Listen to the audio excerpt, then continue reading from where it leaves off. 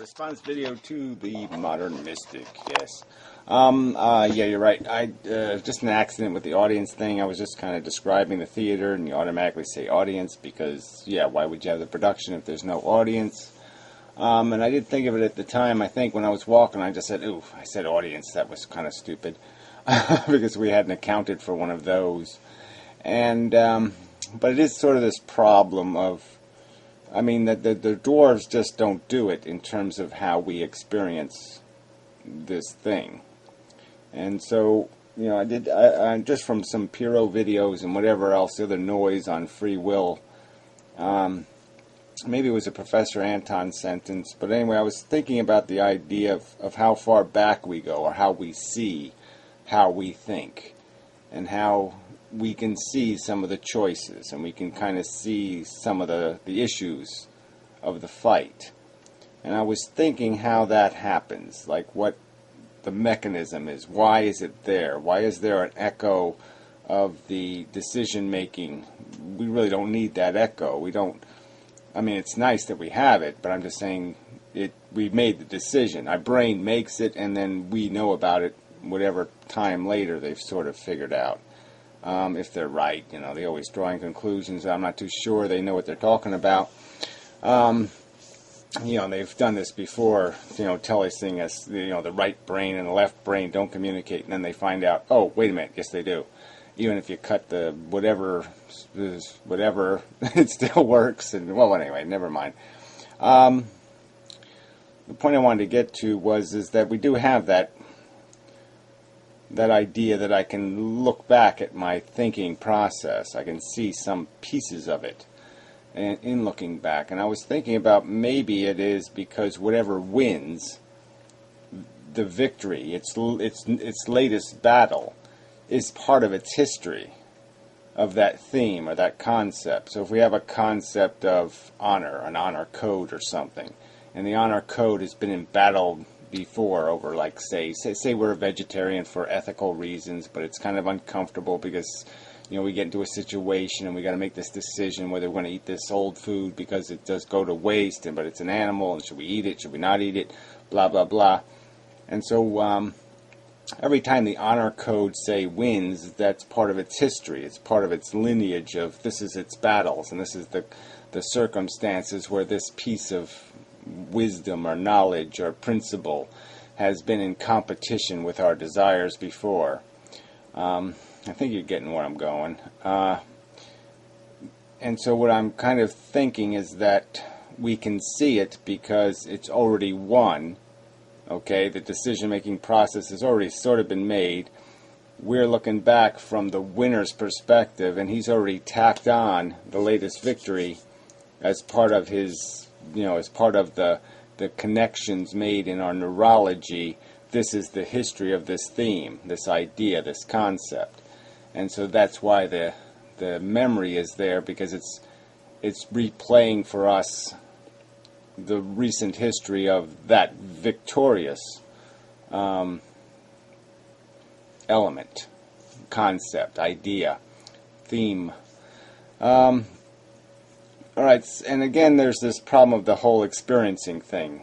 I mean, there is this concept of, you know, the dwarves just don't do it in terms of explaining the idea of the oneness that we feel like we are. I don't feel like a dwarf when I'm making this video. I mean, I'm waiting for stuff to come out. I can feel different ideas struggling to still mold or bake the cake or whatever, in a sense. You know, like I get this pause and I'm thinking, and the thinking's distracting. It's almost distracting me from what I already know I wanted to say, which is sort of annoying because I shouldn't even thought about thinking in the middle of doing. So that's kind of stupid. So again, but we're back to this idea of, okay, the audience would be good in the sense that it provides this idea of that we're watching ourselves be conscious. We're sort of conscious of our consciousness. We're conscious of these decisions and these battles that are fought inside of us. You know, which concept wins and which concept loses. Which, you know, I say, I'm going to wake up tomorrow and exercise and do this and do that, and I have this whole idea that I'm going to do this shit, and then tomorrow morning when I wake up, though, that other side of me is going to say, I feel like shit, I don't feel like doing it, blah, blah, blah. I'll make excuses and rationalizations, and, you know, somewhere in between those two things of doing what I must do and getting away with whatever I can get away with will be my kind of, you know, the soup of the day. But we can see that. So it's almost like, you know, the dwarves are being watched. And there's something that's declaring victory. I mean, right, say the two concepts are in battle with each other, they win based on some sort of circumstance. I mean, I guess I would argue the circumstance is, you know, merit or past victories. You know, so, you know, it's won in the battles. You know, when the tough got going, it got going, or whatever the right way to put that is. I mean, it had the shit when it needed the shit, or it was in the right time at the right place, we could make the right ethical decision, or just as a philosophical concept, we rolled it around in our head, and our head said, well, that all sounds pretty good, it's pretty airtight, there's no way to get out of that, so you better keep that piece of logic because it sounds pretty good. So, you know, it wins even a fake battle where there's nothing at stake, but just competing ideas that you're playing with in your imagination. So yeah, I would argue that I guess the battle's won that way, and that's the finished product, and that's the end of it. But I'm sort of thinking, yeah, I mean, I'm thinking that we have to turn the dwarfs into something rather hideous, and I'm thinking of some kind of idea where they're dwarves, but it's like they have a master blaster tied to the top of them, like there's a thing coming out of the back of their head, and that attaches to another head. You know, like the master head. And so whatever dwarf is in most control at any one moment is the face of the master dwarf. So even though they're still acting and they still are playing in the arena in a way, there is only one that's got the light. So, I mean, we can do that with the light, like which one is on, you know, the light is focused on and he's the loudest, and the rest of them can be mumbling, and it doesn't matter. But again, we still would have to say that our experience is wherever the light is, and what's directing the light. So I'm almost thinking we somehow have to make the light come from the dwarves, like they're deciding through their own performance, or their loudness, or their aggressiveness, the fact that the light shines on them. Yeah, that concept is dominant, and that's the train that's running. It's almost like there's a train that does the pulling, and there's trains that bring the cars right up to the gate, and there's only one train though that'll take them through the facade of consciousness, and like I said, they come through that facade with some texture of what they've just been through. You know, whatever the environment was that got them there is still stuck on them. So it was raining on the other side of consciousness. The rain is still on the train cars or something.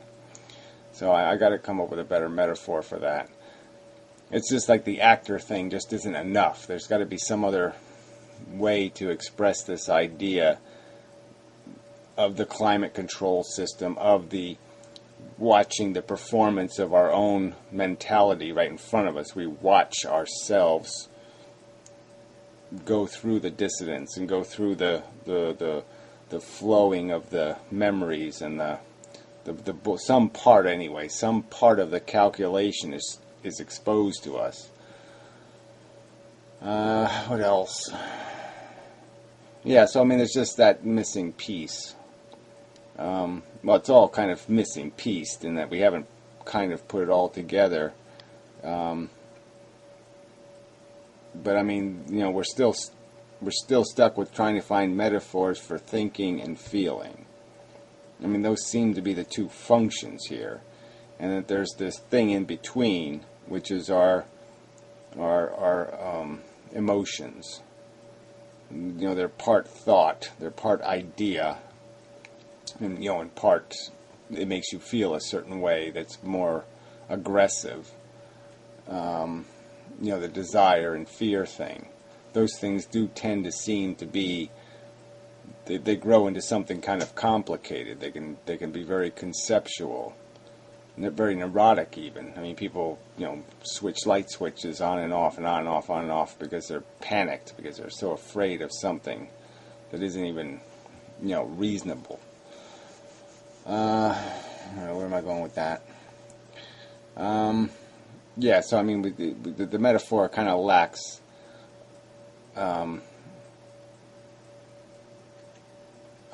explanation of that. Again, we're back to whether we have concepts that are completely emotional or concepts that are completely intellectual, because some seem to be those two extremes. Some seem completely like the fear of snakes or something, or spiders or something creepy that is sort of common to all humans. The sight of blood, usually the first reaction is usually an unsettled reaction. That's the generic programming, and you kind of have to overwhelm that with some sort of new programming to recondition it. And so, that's... I mean, the metaphor doesn't really cover that yet. Yeah, well, I'm not going to do it just sitting here thinking about it. So anyway, I didn't mean to imply... Yeah, I wasn't saying anything about the audience. That was just I just said it because it seemed like something that my brain associated with theater. Yeah, I watched the videos of the author guy with the book and with the loopy thing. And, yeah, I mean, he's reasonable enough. I mean, he talks a lot about word association and all that kind of stuff. But, I watched some stupid singularity symposium thing. That was a waste of time. And I watched another hour of him, kind of just babbling on, and I wasn't too impressed. I mean, it seems like the conversation we're having is a little more interesting than his conversation. But whatever, maybe not. I really hate when scientists start talking about how they discovered the truth because their kid was playing with a dustbuster or something. It just really gets irritating. Anyway, the guy doesn't seem very reflective. I mean, his wife died suddenly, within a day, just dead. And he just doesn't seem radically changed by that. I mean, people like that, I'm always a little suspicious of people like that. I mean, if that doesn't fuck you up, I don't know how the fuck do I fuck you if that doesn't fuck you up? But anyway, that's a whole nother subject. What else? Yeah, so I have to do some more thinking. I mean, they really are, we aren't functioning that complicated when you just break it down to this thing. Like, we learn concepts, ideas, we attach them to feelings that empower them, that give them merit in our brain, and we do that through ego and through different understandings of what it is to be honorable and all these other kind of funky words, but they're real powerful concepts in terms of our ego just drives so much of this. And if you have an ego that measures you, that judges you, that introspects and says you're full of shit, it's going to be, they're going to have an awful lot of controlling thoughts, and you're going to see the thoughts as an awful powerful part of the brain. If you don't have something that demands this introspection, well, then it's all going to be about what you feel and whether something feels good to you or not, and you're going to live a very subjective perspective life rather than this context of yourself in an environment where the environment's just as powerful, you are just as meaningful as you are. So that's another whole part of the whole psychology that runs us. But yeah, I mean, it's just thoughts, which are concepts, which are like sentences, and feelings, which are like good or bad. Yeah. Okay. Yeah. I guess, again, I'm going to kind of argue that the feeling thing is the whole reason why we're conscious. If it wasn't for the need to create the climate control system, I don't think the dwarves would ever have to exist. It was creating the qualitative feeling environment, the punishment, the reward, the carrot and the stick, that is a reason why we're conscious. And we wouldn't have to be if all we were doing was measuring ideas against each other that were tagged in some other way with good thinking, bad thinking. But it's how you would tag them is the tricky part. Alright, that's enough. I think I have to think some more and such.